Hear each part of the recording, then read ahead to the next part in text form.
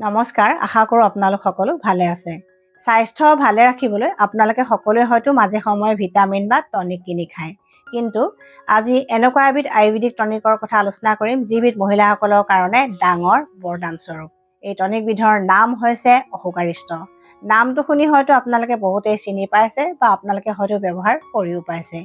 এই টনিকবিধ মহিলাসকলৰ কাৰণে কি কি বেমাৰত উপকাৰী, এই টনিকবিধ কিমান পৰিমাণে খাব লাগে, কেনেকৈ খাব লাগে, কিবা ছাইড ইফেক্ট বা পাৰ্শ্বক্ৰিয়া আছে নেকি, এনেকুৱা বহুতো ইম্পৰ্টেণ্ট কথা আলোচনা কৰিম আৰু বেমাৰবিলাকৰ বিষয়েও আপোনালোকক অলপমান থুলমূলকৈ কৈ যাম। গতিকে ভিডিঅ'টো যিমান পাৰে শ্বেয়াৰ কৰি দিয়ক, যাতে অসমৰ ৰাইজ উপকৃত হয়।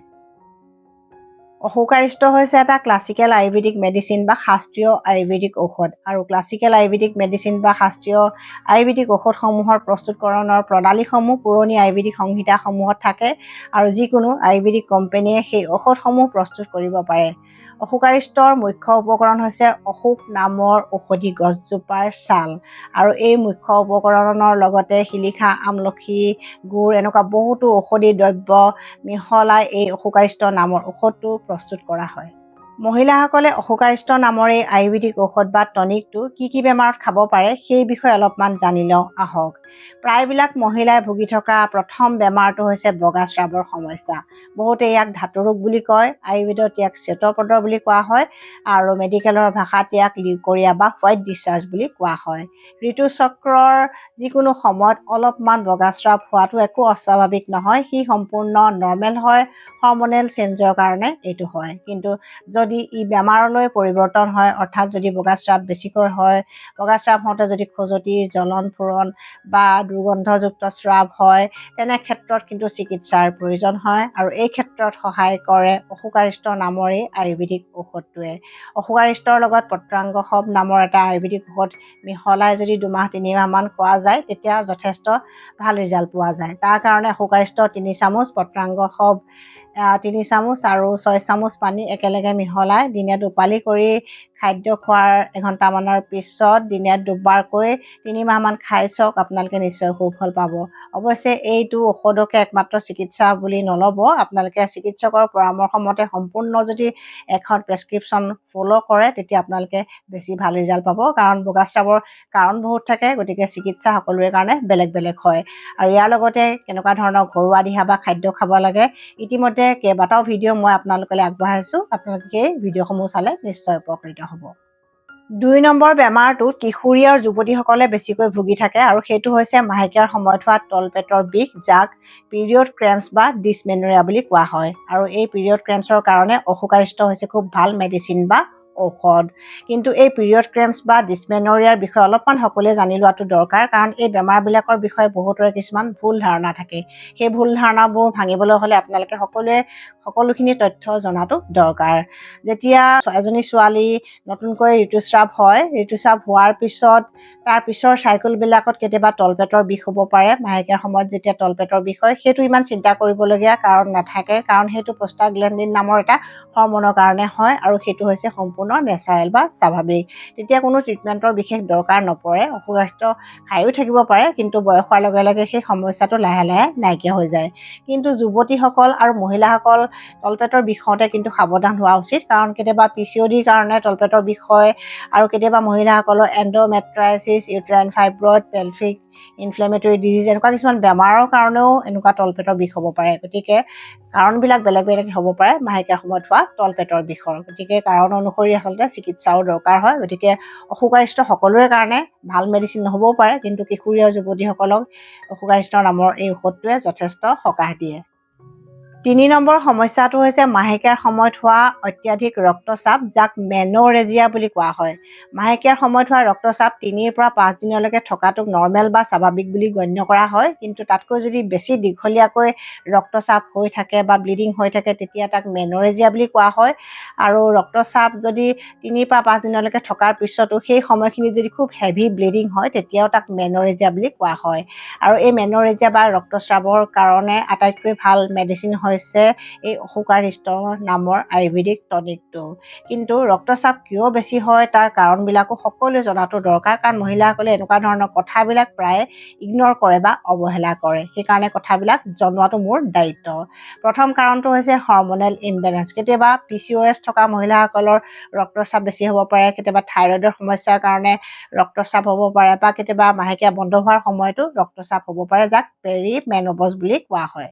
ইউটেৰাইন ফাইব্ৰইড, ইউটেৰাইন পলিপ, এডিনোমায়োচিছ আদি কিছুমান বেমাৰৰ কাৰণেও মেনৰেজিয়া হয় বা হেভি ব্লিডিং হয়, আৰু কেতিয়াবা কিছুমান মহিলাৰ ক্ষেত্ৰত কপাৰটিৰ দৰে কিছুমান ইণ্ট্ৰা ইউটেৰাইন ডিভাইচ লগোৱাৰ ফলতো হেভি ব্লিডিং হ'ব পাৰে, কেতিয়াবা ইনফেকশ্যনৰ কাৰণেও হ'ব পাৰে, কেতিয়াবা ব্লিডিং ডিজৰ্ডাৰ কাৰণে হ'ব পাৰে, কিছুমান দৰৱৰ ছাইড ইফেক্টৰ কাৰণে হ'ব পাৰে, বা কেতিয়াবা ইউটেৰাছ, অভেৰী, চাৰ্ভিক্স এনেকুৱা কিছুমান কেঞ্চাৰৰ কাৰণেও হেভি ব্লিডিং হ'ব পাৰে। গতিকে কাৰণ বহুত হ'ব পাৰে। সেইকাৰণে আপোনালোকে যদি হেভি ব্লিডিং হয় বা মেনৰেজিয়া হয়, তেতিয়া গাইনকলজিষ্টৰ কাষ চাপি সোনকালে ভালদৰে ইনভেষ্টিগেশ্যন কৰি ট্ৰিটমেণ্টটো কৰিব। অকল এনেকুৱা ধৰণৰ মেডিচিনৰ ওপৰত ডিপেণ্ডেণ্ট নহ'ব, কাৰণ কেতিয়াবা সমস্যা হয়তো জটিলো হ'ব পাৰে।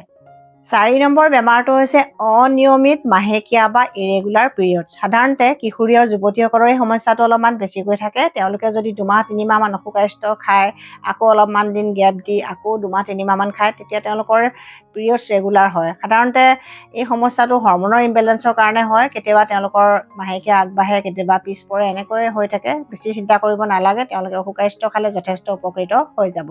কিন্তু সকলোৰে ক্ষেত্ৰত কিন্তু ইৰেগুলাৰ পিৰিয়ডছটোৰ কাৰণ একে নহয়। কিছুমান মহিলাৰ অন্য কিছুমান কাৰণৰ বাবেও মাহেকীয়া অনিয়মিত হ'ব পাৰে, যেনে PCOD বা PCOS থকা মহিলা বা যুৱতীৰ মাহেকীয়া অনিয়মিত হ'ব পাৰে, আৰু থাইৰয়ডৰ সমস্যাৰ ক্ষেত্ৰতো হ'ব পাৰে, বা যিসকল মহিলাৰ মাহেকীয়া বন্ধ হ'ব হৈছে তেওঁলোকৰ ইৰেগুলাৰ পিৰিয়ডছ হ'ব পাৰে। এনেকৈ বহুতো কাৰণ থাকে, আৰু কেতিয়াবা কিছুমান দৰৱৰ ছাইড ইফেক্টৰ কাৰণে হ'ব পাৰে, কেতিয়াবা এনিমিয়া থাকিলেও হ'ব পাৰে, খুব বেছি অভাৰৱেইট বা আণ্ডাৰৱেইট হ'লেও হ'ব পাৰে। এনেকুৱা বহুত কাৰণ থাকে। সেইকাৰণে অলপমান সকলোৱে গুৰুত্ব দিব লাগে, ডক্তৰৰ পৰামৰ্শ ল'ব লাগে, কাৰণ এখন সম্পূৰ্ণ প্ৰেছক্ৰিপশ্যনহে আপোনালোকক তেতিয়া ভাল ৰিজাল্ট দিব। অকল এটা দৰৱৰ ওপৰত আপোনালোক নিৰ্ভৰশীল হ'লে হয়তো ভাল ৰিজাল্ট নাপাবও পাৰে। কিশোৰী আৰু যুৱতীসকলৰ কাৰণে অসুকাৰিষ্ট কিন্তু ভাল মেডিচিন। যদি একো সমস্যা নাই, যদি ফিজিঅ'লজিকেল হয়, তেতিয়া অসুকাৰিষ্টই আপোনালোকক ভালকৈ কাম দিব। 5 নম্বৰ সমস্যাটো হৈছে PMS বা প্ৰি মেনষ্ট্ৰুৱেল চিনড্ৰম, আৰু এই সমস্যাটোত ভুগি থকা কিশোৰী বা যুৱতীসকলে কেতিয়াবা গমেই নাপায় যে তেওঁলোকৰ এই সমস্যাটো হৈ আছে।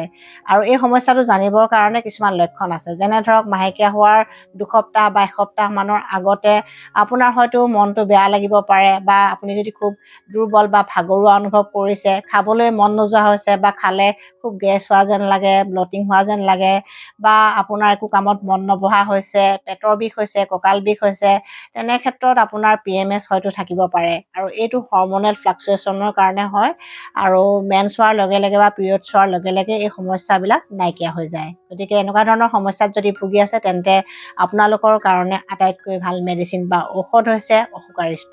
2-3 মাহমান খাই চাওক, আৰু ভালদৰে ডায়েট আৰু লাইফষ্টাইল মেইনটেইন কৰক, আপোনালোকে নিশ্চয় সুফল পাব। 6 নম্বৰ বেমাৰটো হৈছে PCOD বা PCOSৰ সমস্যা, অৰ্থাৎ পলিচিষ্টিক অভেৰিয়ান ডিজিজ বা পলিচিষ্টিক অভেৰিয়ান চিনড্ৰম। আৰু এই সমস্যাত ভুগি থকা যুৱতী বা মহিলাৰ সংখ্যা হয়তো আজিকালি আটাইতকৈ বেছি। ফুড হেবিট আৰু লাইফষ্টাইল চেঞ্জৰ কাৰণে তেওঁলোকৰ এই সমস্যাটো আজিকালি বাঢ়িবলৈ ধৰিছে। অৰ্থাৎ যুৱতীসকলে আগৰ তুলনাত বেছিকৈ ফাষ্ট ফুড, জাংক ফুড খায়, বা পেকেটৰ খাদ্য খায়, ক'ল্ড ড্ৰিংকছ, ফ্ৰুট জুচ বা এনাৰ্জি ড্ৰিংকছ, এনেকুৱা খাদ্যবোৰ তেওঁলোকে বেছিকৈ খাবলৈ লৈছে। আৰু লাইফষ্টাইলো চেঞ্জ হৈছে, অৰ্থাৎ আগৰ তুলনাত শাৰীৰিক পৰিশ্ৰম কমি গ'ল, টোপনি ক্ষতি কৰে, ষ্ট্ৰেছো এটা ফেক্টৰ, আৰু এইবিলাকে আচলতে তেওঁলোকৰ দেহত এণ্ড্ৰজেন নামৰ হৰম'নটো বঢ়াই দিয়ে, আৰু ইনচুলিন ৰেজিষ্টেঞ্চ কৰে, যাৰ কাৰণে অভেলিউশ্যনৰ ক্ষেত্ৰত তেওঁলোকৰ প্ৰব্লেম হয়, আৰু তেতিয়া পিৰিয়ডছ ইৰেগুলাৰ হ'বলৈ ধৰে, আৰু কেতিয়াবা অভেৰী চিষ্টো হয়, যাক পলিচিষ্টিক অভেৰিয়ান চিনড্ৰম বুলি কোৱা হয়, আৰু সেই ক্ষেত্ৰত কেতিয়াবা ফাৰ্টিলিটিটো এফেক্ট কৰে, অৰ্থাৎ সন্তানহীনতাৰ কাৰণো হৈ পৰে। গতিকে প্ৰথম অৱস্থাতে যদি ভালদৰে চিকিৎসা কৰা যায়, ভালদৰে লাইফষ্টাইল বা ডায়েট যদি ভালদৰে চেঞ্জ কৰা যায়, আৰু ভালকৈ আয়ুৰ্বেদিক মেডিচিন খোৱা যায়, তেতিয়া কিছু ক্ষেত্ৰত সফলতা পোৱা যায়। আৰু এই ক্ষেত্ৰত আপোনালোকক সহায় কৰিব অসুকাৰিষ্ট নামৰ এই মেডিচিনটোৱে। আপোনালোকে 2-3 মাহমান খাব, তাৰ লগতে ৰেগুলাৰ এক্সাৰচাইজো কৰিব লাগিব, আৰু ডায়েটত কিছুমান বস্তু এড কৰিব লাগিব, যেনে চালাড খাব লাগিব, বেছি হাই ফাইবাৰ ডায়েট খাব লাগিব, প্ৰটিন খাব লাগিব। কিন্তু বাহিৰৰ যিবিলাক খাদ্য সেইবিলাক ত্যাগ কৰিব লাগিব, টোপনিটো ভালকৈ মাৰিব লাগিব আৰু ষ্ট্ৰেছো কমাব লাগিব, য়োগা মেডিটেশ্যন এইবিলাক সহায় ল'ব লাগিব। মুঠতে আপোনালোকে নিজৰ হেল্থৰ ভালদৰে কেয়াৰ ল'লেহে আপোনালোকক এই দৰৱবিলাকে সহায় কৰিব আৰু এজন আয়ুৰ্বেদিক চিকিৎসকৰ পৰামৰ্শ লৈ আপোনালোকে ভালদৰে যদি ট্ৰিটমেণ্ট কৰে তেন্তে এই সমস্যাৰ পৰা আপোনালোকে নিশ্চয় মুক্তি পাব। 7 নম্বৰ বেমাৰটো হৈছে মেন'পজেল চিনড্ৰম। মহিলাসকলৰ মাহেকীয়া বন্ধ হোৱাৰ সময়ত তেওঁলোকৰ দেহত কিছুমান লক্ষণ বা চিমটমে দেখা দিয়ে আৰু সেই সমস্যা বা চিমটমবিলাকে তেওঁলোকক যথেষ্ট কষ্ট দিয়ে আৰু সেই সকলোবিলাক চিমটম বা লক্ষণ দূৰ কৰাত সহায় কৰে অশুকাৰিষ্ট নামৰ এই আয়ুৰ্বেদিক টনিকটোৱে। আৰু মহিলাসকলৰ মাহেকীয়া বন্ধ হোৱাৰ সময়ত আচলতে হৰমনেল ইমবেলেঞ্চ হয়, যাৰ কাৰণে কেতিয়াবা তেওঁলোকৰ হট ফ্লাছ হয়, অৰ্থাৎ হঠাতে খুব গৰম লাগিব পাৰে, নাইট চুৱেট হয়, অৰ্থাৎ ৰাতি কেতিয়াবা ঘামি যাব পাৰে, মুড চুইং হয়, অৰ্থাৎ মনটো বেয়া লাগে, কেতিয়াবা বুকুৰ ধপধপনি বাঢ়ে, কেতিয়াবা হাৰ্টৰ ট্ৰাবল হয়, কেতিয়াবা অস্টিঅ'পৰচিছৰ সমস্যা হয়, আৰ্থ্ৰাইটিছৰ সমস্যা হয় আৰু এনেকুৱা বহুতো ধৰণৰ সমস্যা তেওঁলোকৰ এইসমূহ নতুনকৈ হ'বলৈ ধৰে আৰু এই সকলোবিলাক সমস্যা দূৰ কৰাত সহায় কৰে অশুকাৰিষ্ট নামৰ এই আয়ুৰ্বেদিক ঔষধটোৱে। আপোনালোকে এই সময়ত ভালদৰে কেলছিয়ামযুক্ত খাদ্য খোৱাত গুৰুত্ব দিয়ক, প্ৰটিনযুক্ত খাদ্য খোৱাত গুৰুত্ব দিয়ক, অশুকাৰিষ্টৰ লগতে আপোনালোকে ৰেগুলাৰলি এক্সাৰচাইজো কৰি থাকক আৰু ষ্ট্ৰেংথ ট্ৰেইনিং এক্সাৰচাইজ যদি আপোনালোকে এই সময়ত কৰে যথেষ্ট ভাল ৰিজাল্ট পাব। য়োগা মেডিটেশ্যন এইবিলাকো কৰি থাকিব, তেতিয়া আপোনালোকক দৰৱে বেছি কাম দিব। ভাল ডায়েট এক্সাৰচাইজ আৰু দৰৱ সকলোখিনি মিলি আপোনালোকক ভাল ৰিজাল্ট দিব। গতিকে এই 7টা সমস্যাৰ ক্ষেত্ৰত আপোনালোকে অশুকাৰিষ্ট কিন্তু এটা ভাল আয়ুৰ্বেদিক টনিক হিচাপে ৰেগুলাৰলি ব্যৱহাৰ কৰিব পাৰে। 2-3 মাহমান খোৱাৰ পিছত এমাহমান গেপ দি আকৌ কণ্টিনিউ কৰিব পাৰে। খোৱাৰ মাত্ৰা বা পৰিমাণটো হৈছে 3 চামুচ অশুকাৰিষ্ট 3 চামুচ পানীৰ লগত মিহলাই দিনে 2বাৰকৈ খাদ্য খোৱাৰ 1 ঘণ্টামানৰ পিছত ডেইলি 2বাৰকৈ খাব। এতিয়া জানো আহক অশুকাৰিষ্ট খোৱাৰ কিবা পাৰ্শ্বক্ৰিয়া আছে নেকি বা খাওঁতে ল'বলগীয়া কিবা সাৱধানতা আছে নেকি। এচিডিটি বা গেষ্ট্ৰাইটিছ হ'লে গেছ, বদহজম, পেট ফুলা, ডিচেণ্ট্ৰি, ডায়েৰিয়া আদি পেটৰ সমস্যা হৈ থাকিলে অশুকাৰিষ্ট পৰাপক্ষত খাবই নালাগে, কাৰণ তেনে ক্ষেত্ৰত সেই সমস্যাবোৰ হয়তো বাঢ়িব পাৰে। ঠিক তেনেকৈ সৰু সৰু ল'ৰা ছোৱালীবিলাকক বা শিশুসকলক পৰাপক্ষত অশুকাৰিষ্ট খুৱাব নালাগে, কাৰণ তেওঁলোকৰ ক্ষেত্ৰত হয়তো ছাইড ইফেক্ট আহিব পাৰে। গতিকে এনেকুৱা কথাবিলাক জনাই থ'লোঁ যাতে সকলোখিনি কথা আপোনালোকে গম পায় আৰু ঔষধটো কেনেকৈ খাব লাগে, কেতিয়া খাব লাগে, সকলোবিলাক কথা আপোনালোকক জনালোঁ। আচলতে ডক্টৰৰ প্ৰেছক্ৰিপশ্যন নোলোৱাকৈ একো ঔষধ খাবই নালাগে, কিন্তু এনেকুৱা কিছুমান আয়ুৰ্বেদিক ঔষধ আছে যিবোৰ সকলো মানুহে খাব পাৰে ডক্টৰৰ প্ৰেছক্ৰিপশ্যন নোলোৱাকৈ। তেনেকুৱা ঔষধবিলাকৰ বিষয়ে মই মাজে মাজে আপোনালোকক জনাই থাকোঁ। গতিকে এই ঔষধটো আপোনালোকে খাই চাব আৰু যদি বেছি জটিলতা আহিছে তেন্তে আয়ুৰ্বেদিক চিকিৎসকৰ পৰামৰ্শ লৈ আপোনালোকে এখন ভাল প্ৰেছক্ৰিপশ্যন ফ'ল' কৰিব, তেতিয়া আপোনালোকে ভাল ৰিজাল্ট পাব। আৰু ভিডিঅ'টো যিমান পাৰে শ্বেয়াৰ কৰি দিয়ক যাতে অসমৰ ৰাইজ উপকৃত হয়। নতুন ভিউৱাৰ্ছসকলে মোৰ চেনেলটো ছাবস্ক্ৰাইব কৰিবলৈ নাপাহৰিব। Stay healthy, stay happy.